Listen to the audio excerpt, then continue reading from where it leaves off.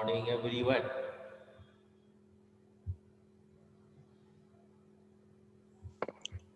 Good morning, sir. Good morning. Good morning, sir. Good morning sir. तो reproduction in plants Good में morning. हर एक topic पर discuss कर लिए। आज हम लोग डिस्कस करेंगे आपको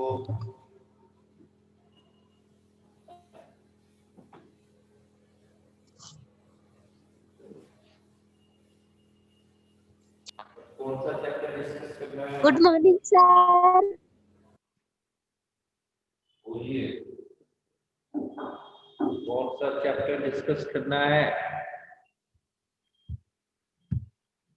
अब कौन सा चैप्टर आ गया।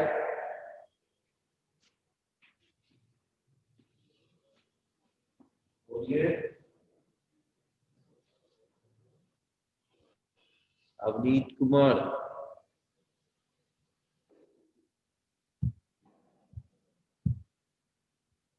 अनन्या, अच्छा क्या दिक्कत है, बोलो।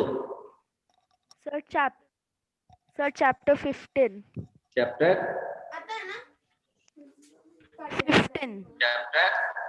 15 फॉरेस्ट। 16।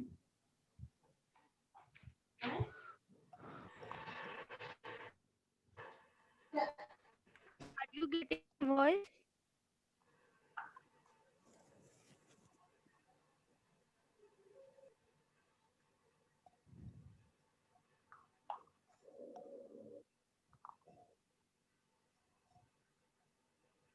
चैप्टर वाटर, वाटर जी। Sir Ananya, forest. Forest 15। Yes sir, forest chapter. Forest sir. में यस सर।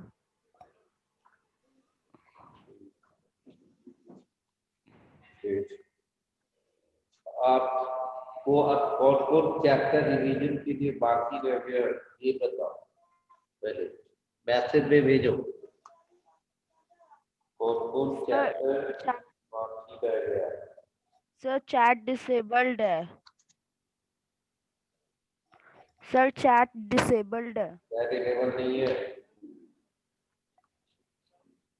देखो फॉरेस्ट, पहले फॉरेस्ट में हम लोग कहता है, आप देखते होंगे जहाँ जू है, जैसे आप दिल्ली रोड में जू दिखाई देता होगा संजय गांधी, तो उस जगह आपको लिखा हुआ होता है लंग्स ऑफ द पट्टा।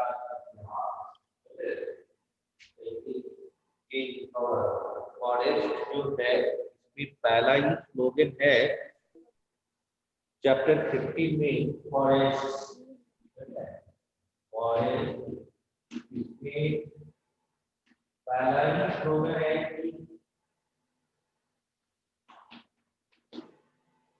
कि the green lungs of the nature that purify the atmosphere.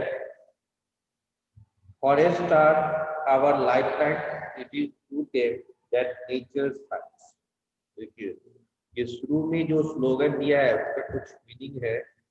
कहता है ग्रीन लंग्स ऑफ नेचर, ये प्रकृति का जो है हरा भरा हिस्सा, आपके शरीर में जो लंग्स है, तो जब बच्चा जन्म लेता है उस समय में उसका लंग्स ब्राउन कलर का, लेकिन अभी जो बच्चा जन्म लिया ड्यू टू पॉल्यूशन उसके लंग्स का भी कलर जो है वो ब्लैक टाइप का हो जाता है ना, इसकी वजह से ड्यू टू पॉल्यूशन की। तो सोचने वाली बात है कि इतना पॉल्यूशन क्यों हुआ, और इसमें जो बोल रहा है कि नेचर का जो ग्रीन लंग्स है वो क्या करता है, एटमॉस्फेयर को प्यूरिफाई करता है। जैसे हमारे शरीर में लंग्स है वो किसको प्यूरिफाई कर रहा है, ब्लड को प्यूरिफाई कर रहा है। तो forest are our life line. जो फॉरेस्ट जो है हम लोगों के लिए लाइफ लाइन होती है ना। हिंदी है it is through them that nature इसी के थ्रू प्रकृति जो है साइन करता है। आप देखोगे कि कोरोना काल में प्रकृति ने अपने को टाइम ले लिया, पॉल्यूशन का लेवल बहुत ही बढ़ता जा रहा था, इतनी बढ़ती जा रही थी कि जो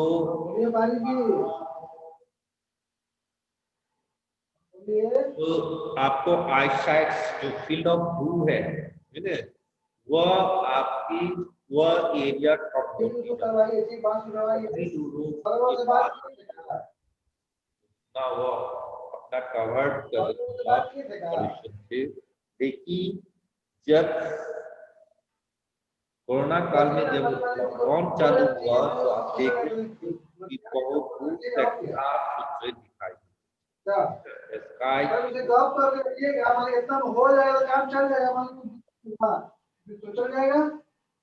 अवनीत कुमार तुम्हारी ओर से आवाज आ रही है?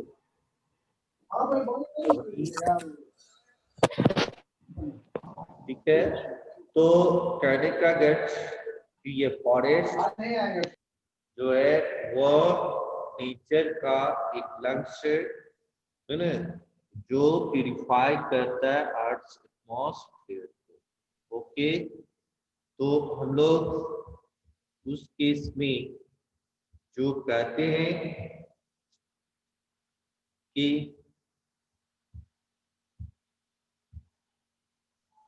तो forest is an area with A high density of forest को डिफाइन कर रहे हैं।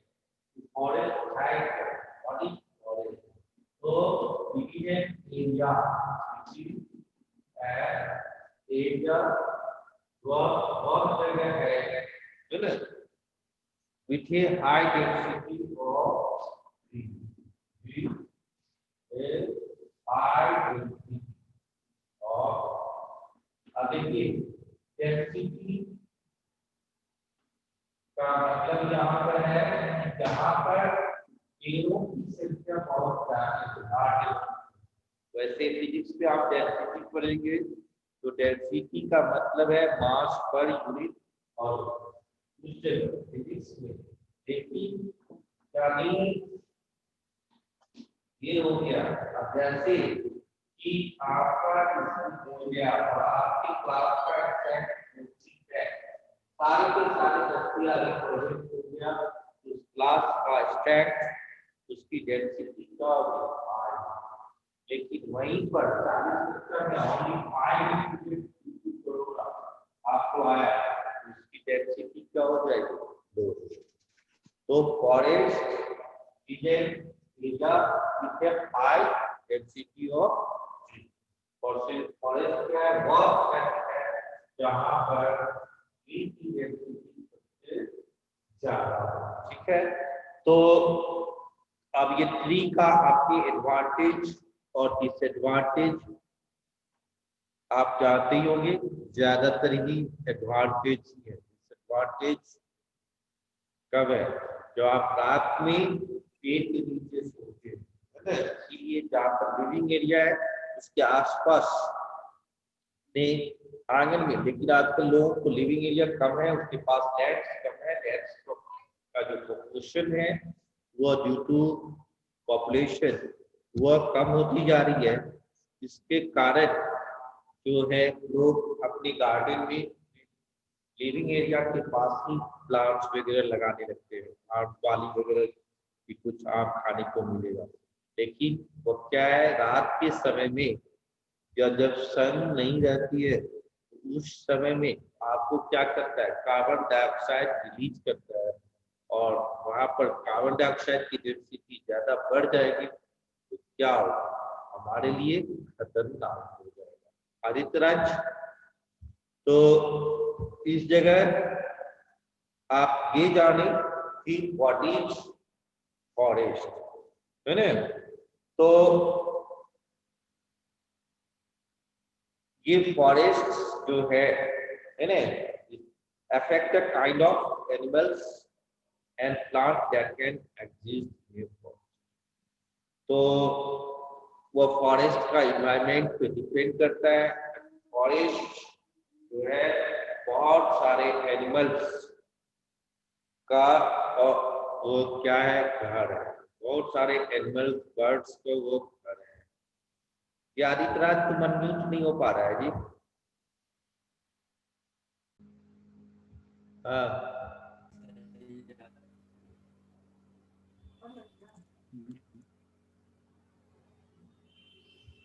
होस्ट कौन बन गया?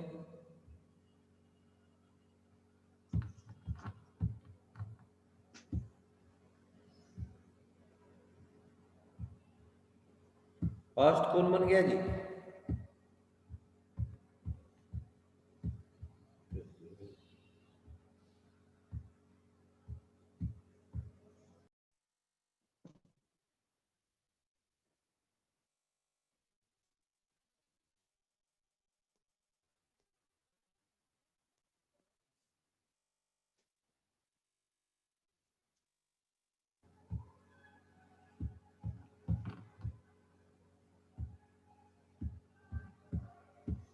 कौन होस्ट बन गया जी? सर आप हैं। कौन बन गया था होस्ट जी? सर आशुतोष कुमार आशुतोष। 7 है? आशुतोष कुमार 733 क्या बोला? एडमिशन। सर आशुतोष कुमार वह बन गया था। हाँ, नेटवर्क के कारण Yes, मैंने sir. नेटवर्क चेंज कर दिया, फिर दूसरा नेटवर्क यूज करने लगा। वो आपका आवाज कट जाती थी, उसकी वजह से किसी और को नेक्स्ट को बना लिया हुआ। ठीक है, तो ये आप तो क्या आदित्यराज सर क्या एक क्वेश्चन प्रॉब्लम है? पूछना बोलो। था सर।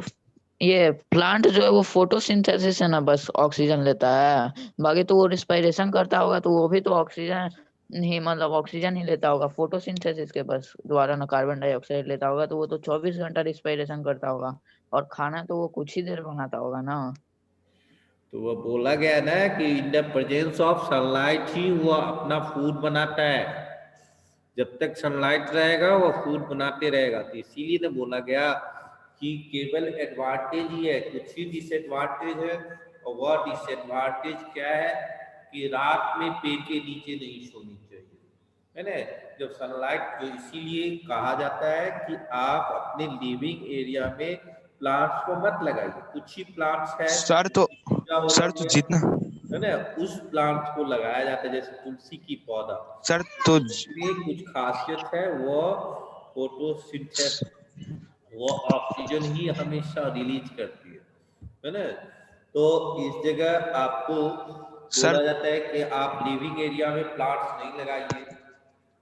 उसके पीछे सर तो रीजन यही है, लेकिन लोग क्या करते सर तो हैं, दिन भर रिस्पिरेशन नहीं करता है। जो लैंड एरिया है वो हाँ। कम गया है, क्योंकि लोग सभी गांव की तरफ प्लायन होते गया, सिटी के पास, और गांव में इसको छोड़ते गया। सर एक क्वेश्चन गांव में कितनी एरिया होगी उसके पास, 1 कट्ठा 2 कट्ठा यही होगा। तो उससे उसका क्या होता है, और बहुत सारे लोग अपार्टमेंट में रहने लगते हैं, तो वहां पर भी जो कल्टीवेट एरिया है वो बहुत कम, ओपन एरिया क्या होती है, कम होती है ना, जो आपको रेसिडेंशियल एरिया के रेशियो में।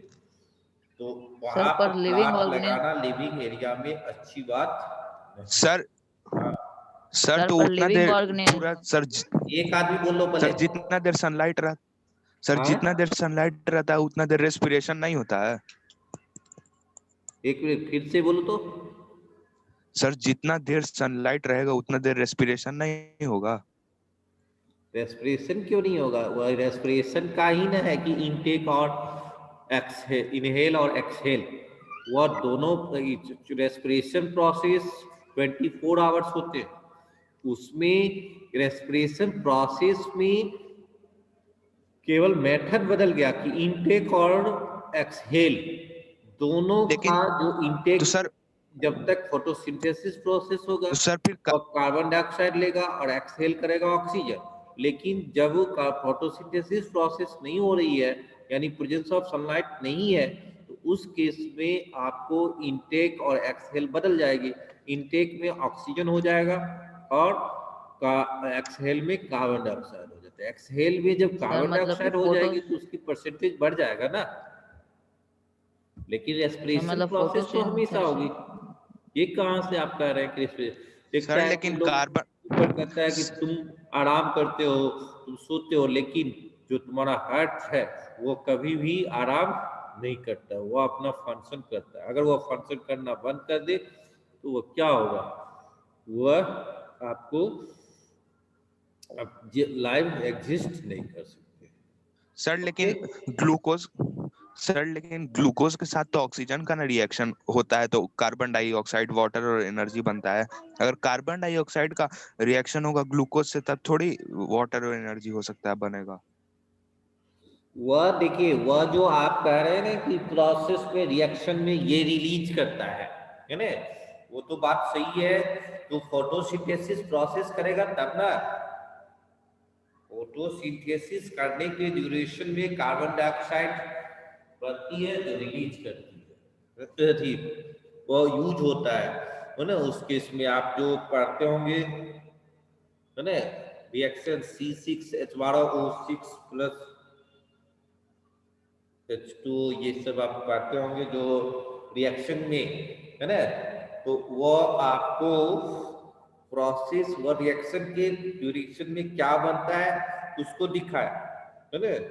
लेकिन आपको जो प्रोसेस है, रेस्पिरेशन प्रोसेस कभी रुकती नहीं है ना। देखते हैं उसका अल्टरनेटिव लोग यूज, जैसे आपका नाक बंद हो जाए तो क्या करते हैं, मुंह से सांस लेते हैं। वैसे ही उन लोगों में जो है कभी कभी जो ज्यादा वाटर का एक्सेस अमाउंट हो गया तो उस प्रोसेस को आप ट्रांसपीरेशन लिफ्ट के द्वारा रिलीज कर दिया है ना, एस्टोमेटा के थ्रू रिलीज कर गया, तो वो अपना अल्टरनेटिव यूज करते हैं। लेकिन वो जो है आपको रेस्पिरेशन रुकेगा नहीं।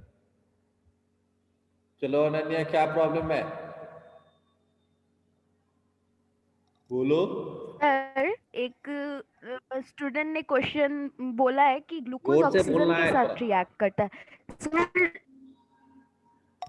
सर किसी ने बोला है कि ग्लूकोज ऑक्सीजन के साथ रिएक्ट करता है, बट सर ऑक्सीजन तो पार्ट होता है ना ग्लूकोज बनने के लिए प्रोसेस में। वो उस रिएक्शन को तो लिखो, एक मिनट चैट में ऑप्शन दे रहा हूँ।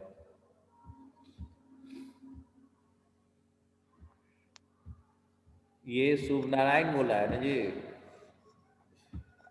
चलो चैट में यस आप सर, सर वो रिएक्शन तो लिखो, आप से आप समझ में आ जाएगा कि क्या बात है। एक मिनट,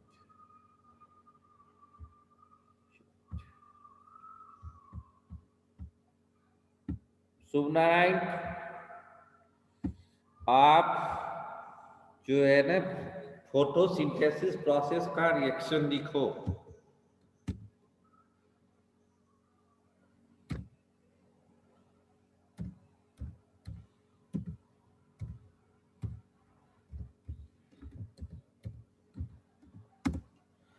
है ना कि आप सर मैंने पेज नंबर देखा 105, सर पेज नंबर 105 में तो दिया ही हुआ है, ग्लूकोज प्लस तब भी ऑक्सीजन इज लिखो। Equals to carbon dioxide.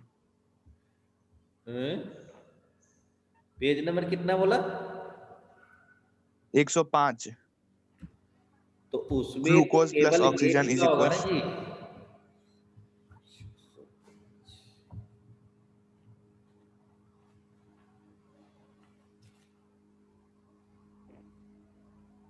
ये तो केवल ग्लूकोज में ये कैटलिस्ट का काम, जो ना ऑक्सीजन के साथ रिएक्ट करेगा तब वो कार्बन डाइऑक्साइड और वाटर प्लस एनर्जी रिलीज करेगा, है ना।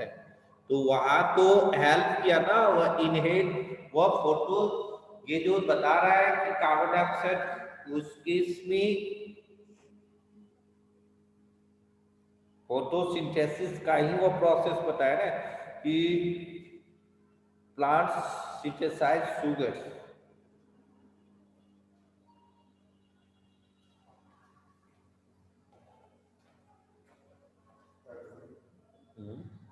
उस केस में ही ना आपको ये वहां पर ऑक्सीजन जो है वह कैटलिस्ट का काम किया, उसमें हेल्प करता है ना।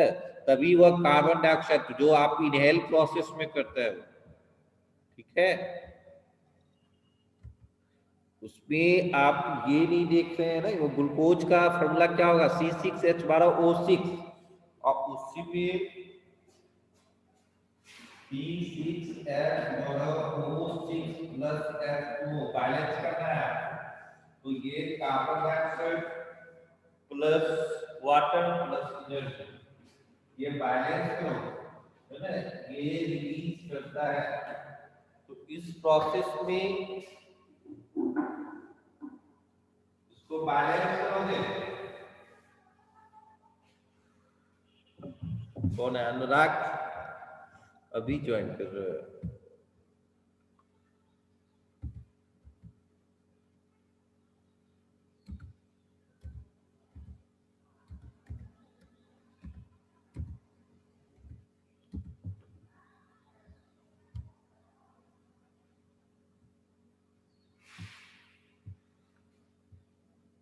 कौन ये बैलेंस किया?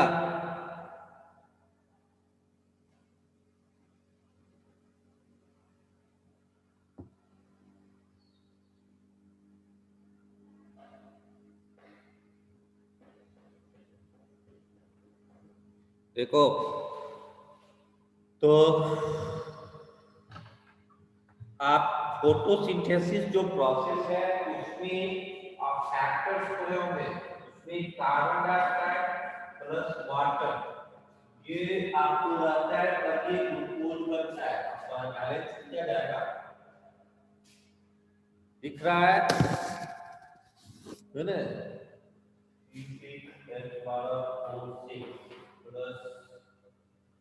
तो ये ऑक्सीजन ये रिलीज किया, यहाँ पे देखो कार्बन है, ये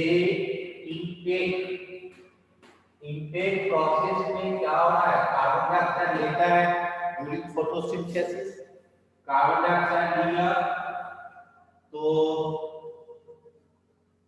कार्बन 6 हो गया, कार्बन 6 मिल गया, 12 हो गया, ठीक है, और ऑक्सीजन कितने हो गए, 8 हो गया। ऑक्सीजन कितना हो गया, ये 12 और ये 12 18 हो गया, 12 बैलेंस हो गया। ये हो गया फोटोसिंथेसिस प्रोसेस, फोटोसिंथेसिस, ठीक है। और ये रेस्पिरेशन में वो देखता है कि हमें एनर्जी कैसे प्रोसेस हो रहा है, जो आपके कि रेस्पिरेशन का तो ये रिएक्शन है ना।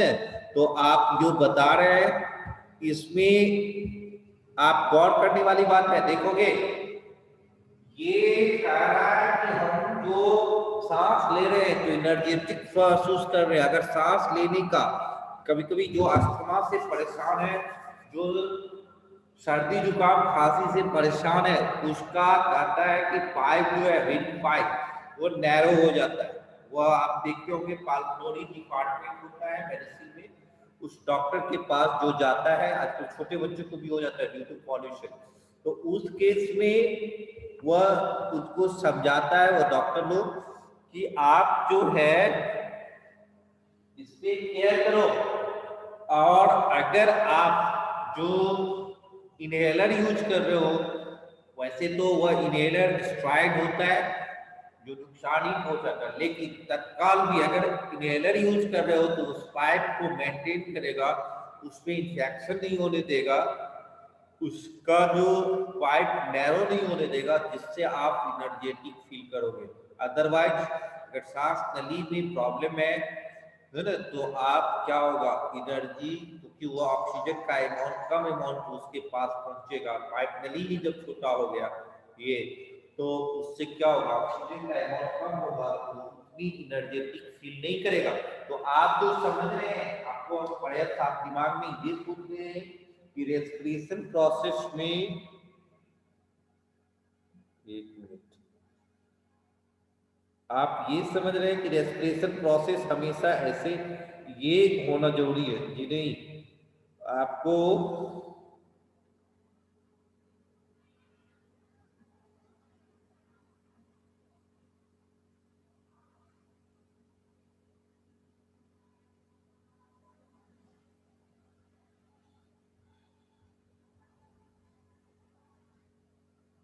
ठीक है।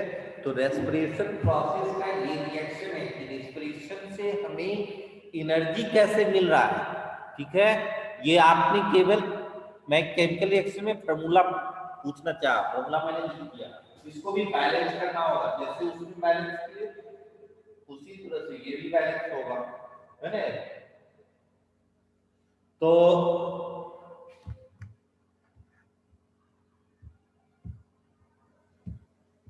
कौन सा है रेज किया हुआ है, एक मिनट, रेज किया हुआ आदमी चला गया। चलो और कोई। तो ये प्रोसेस में कहता है कि इतनी अमाउंट में जो एनर्जी रिलीज करता है, जो हम एनर्जी रिलीज कर रहे हैं रेस्पिरेशन प्रोसेस के कारण, वो कहता है कि ग्लूकोज वाटर से रिएक्ट किया, वहां पर ये हमारा एसेंशियल एलिमेंट हुआ वह रेस्पिरेशन रिएक्शन के लिए। तो उस जगह आपको कार्बन डाइऑक्साइड प्लस वाटर बना, ठीक है। और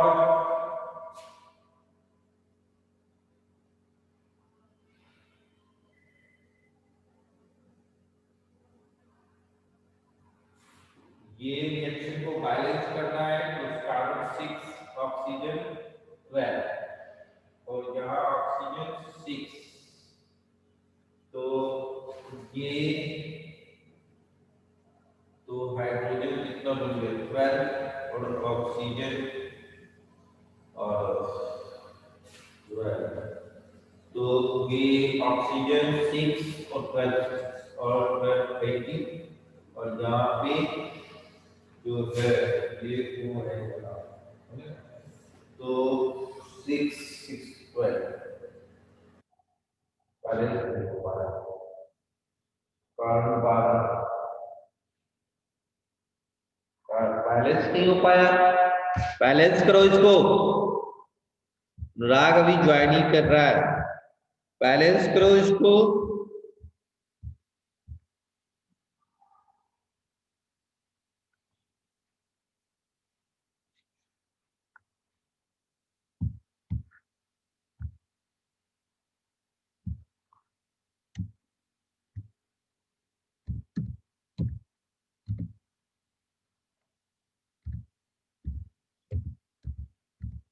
सब साइलेंट हो गए जी।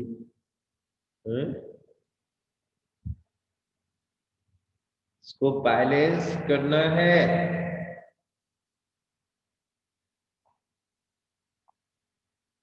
तो उस केस में जो आप देख रहे हैं कि ये कार्बन डाइऑक्साइड ये जो हो रहा है फोटोसिंथेसिस, ये सैंपल रेस्पिरेशन जो होगा तो ये भाई सबका होगा, यानी C6 प्लस 12 प्लस O6,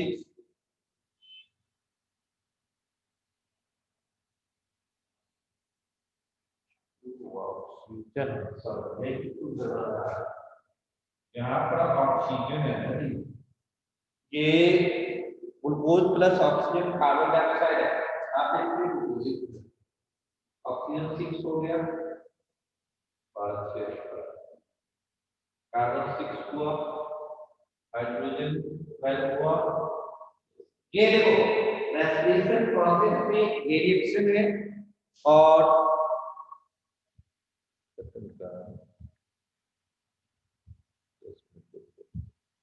तो रेस्पिरेशन और इसको देखो गौर करोगे, इसी का जस्ट रिवर्स है ना आपको ये इस केस में।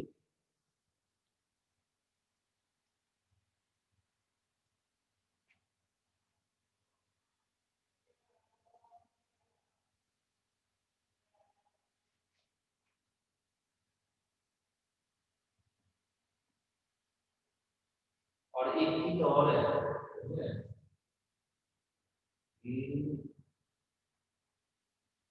S12O6 और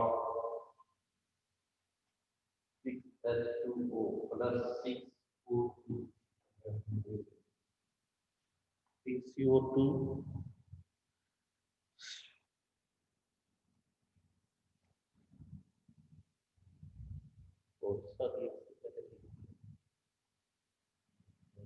और आपने जो दिया है 105 में वही गलती का तो ठीक है। तो ये आपको ये वाला यहाँ है, इसमें जो प्रोडक्ट बना वो इस जगह रिएक्टेंट है और यहाँ पर जो प्रोडक्ट है वो यहाँ रिएक्टेंट।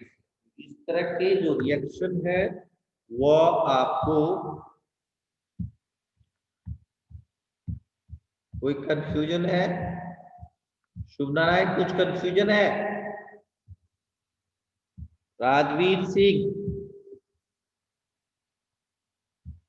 बोलो, समझ में ही नहीं आ रहा। आदित्य कुछ प्रॉब्लम है? No sir. तो आप भी जान गया कि रेस्पिरेशन प्रोसेस जो है वो हमेशा होगा फोटोसिंथेसिस का ही जस्ट रिवर्स प्रोसेस है रेस्पिरेशन प्रोसेस। यहाँ पर दिखा रहा है कि सेलुलर रेस्पिरेशन जो होगा ये इधर हो जाएगा। ये दोनों रिएक्शन को आप गौर से देखो, दोनों दिख रहा है बोर्ड पर कि नहीं है ना? दिख रहा है। तो आपको ये जो प्रोसेस है उस केस में तो यहाँ पर जो आपको डिस्कस किया जा रहा था कि ये जो हम लोग वो फॉरेस्ट चैप्टर में जो हम लोग डिस्कस कर रहे थे कि ये कैसे ये ग्रीन लैंड्स की तरह काम कर रहा और हम लोग जो लगा रहे हैं एक स्मॉल लिविंग एरिया में ही कुछ प्लांट्स को लगाते हैं तो वहां पर हमें निश्चित करना होगा कि वैसे प्लांट्स लगाए जो वह दोनों time in the presence of sunlight और in the absence of sunlight दोनों केस में भी वह ऑक्सीजन की रिलीज करे। वो एक्सेप्शनल है, एक्सेप्शनल सब जगह होते हैं और जिसकी हम लोग पूजा करते हैं।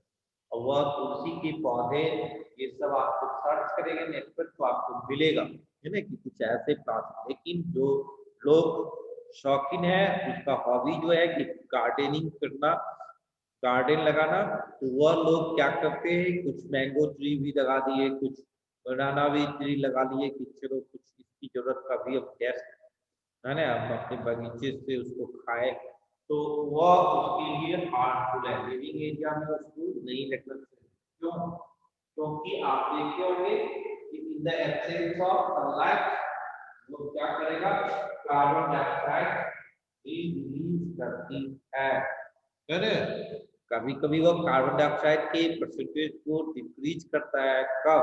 इन द केस ऑफ फोटोसिंथेसिस और in the case of respiration process जो आप एनर्जेटिक फील करते हैं उस जगह क्या कारण है?